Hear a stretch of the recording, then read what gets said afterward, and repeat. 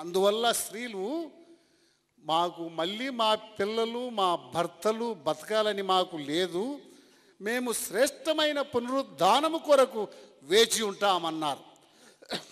అందుకని చనిపోయిన వాళ్ళని చనిపోని ఆ శ్రేష్టమైన పునరుద్ధానము అంటే ఏమిటంటే వాళ్ళు లేచినప్పుడు ఇంకా చావనే చావరం.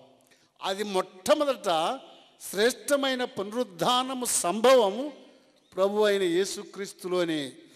అంటే చూడండి, కొన్ని ఉదాహరణలు చెప్తాను. లాజరు చనిపోయాను, తిరిగి లేచెను. లాజరు లేచినప్పుడు ఏ బట్టలు లాజరుకు చుట్టినారో ఆ బట్టలతోనే లేచినాడు. ఏ రుమాలు ఆ మనిషికి కట్టినారో అదే రుమాలతో లేచెను. కానీ ప్రభువు లేచినప్పుడు అట్లా లేయలేదు. ప్రభువు లేచెను, ఆయనకు చుట్టిన నారబట్టలన్నీ ఆ సమాధిలోనే పడిపోయాయి. ఒక్కటి కూడా మనుషులు కట్టినోటి ఆయనకు లేనే లేవు.